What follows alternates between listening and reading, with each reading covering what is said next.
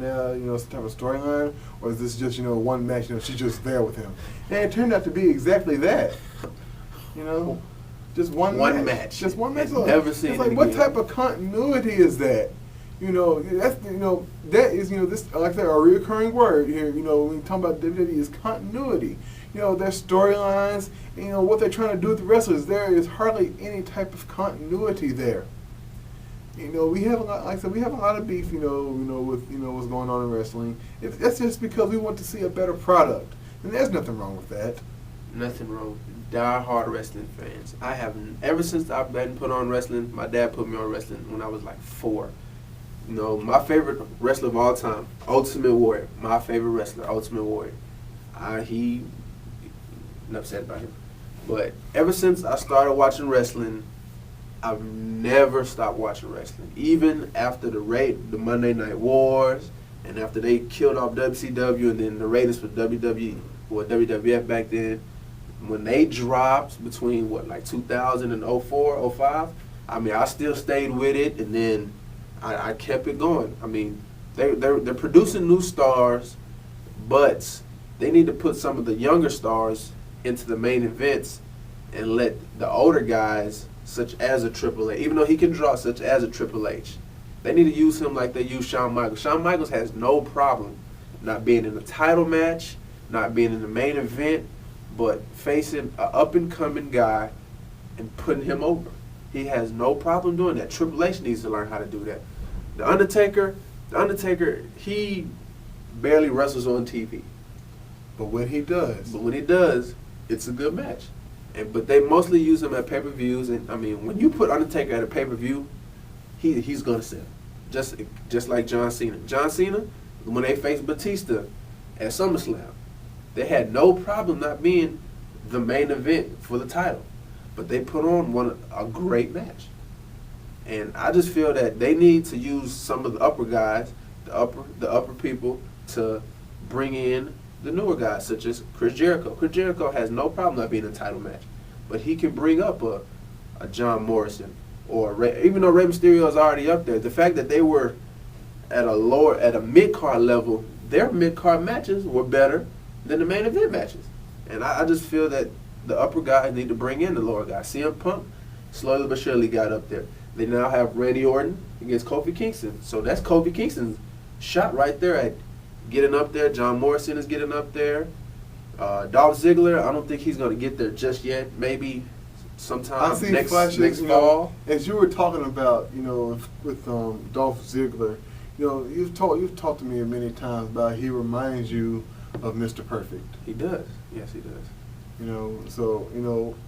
Right now there's only two things really. We're gonna get into two more things. Then it's gonna be it for this week. Yeah. First and foremost, the most overrated wrestler in the WWE roster. Most overrated as far as talent. Whose talent that's being used.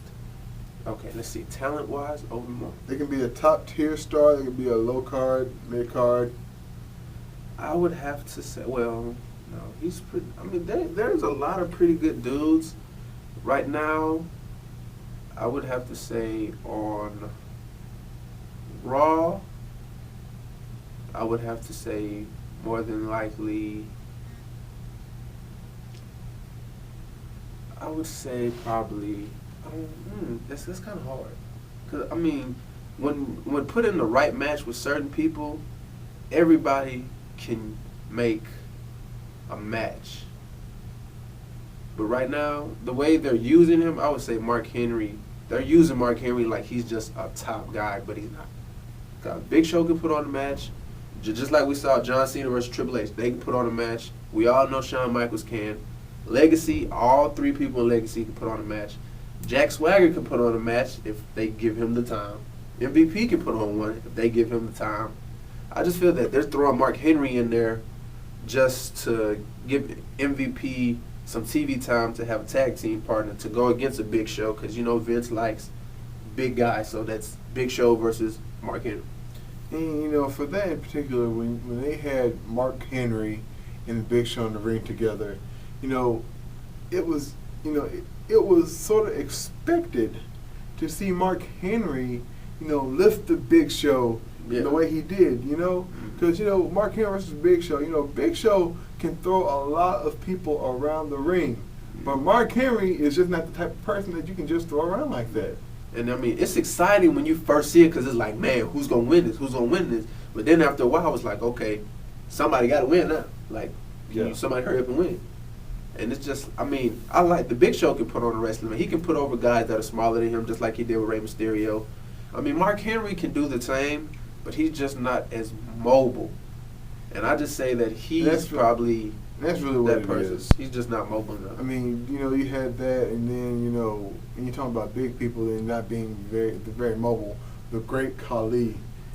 He, when you talk, he's almost a statue when it comes to mobility.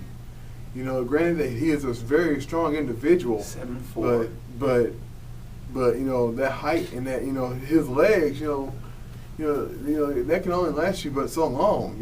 The Big Show, he took time out because you remember everybody used to call him the Big Slow. Yeah. Because he was over 500 pounds, but he came back. He lost that weight. He went to back to 441. Yes. And then this man is just moving around the ring again like he did back when he was in came in WCW. I just fear that the great Khali is going to end up somewhat like Giant Gonzalez, because Giant Gonzalez, he was from Argentina, played for their basketball team. He did get drafted to the NBA, but he never played. He was 7'7". I mean, he was a decent wrestler. He did get him his only bright spot was WrestleMania match. Wasn't that WrestleMania? Against The Undertaker. And it was in Vegas, right? Yes, sir. In Vegas, an outdoor WrestleMania. After that, but as of right now, he's confined to a wheelchair. And I just feel that if Great Khali doesn't take the precautions that he needs to take, he might end up the same way. Because I know being that tall, it is bad on your knees. Mm-hmm. And I think he should. I mean, he's a delight to see, and people want to see him because he's big and gigantic. But I mean, at what time do it's like, okay, I like the fans, but my health is more important to me, and I just hope he knows when that is. And something like that, that right there, you have to make a decision. I'd rather that you're living a longer life rather than just doing something out there for us. Just like Stone Cold. Stone Cold, he figured out when it was time to hang it up. I said, what, I need my health. I'm sorry everybody, but gotta go. See you when I see you. So this was WrestleTalk, and this was The Range. This week, November. First week of November. For the Honorable Chris Gallen and for Doug Clust and Cleveland Spears, I am Brandon Brown. We'll see you next week. Y'all take care.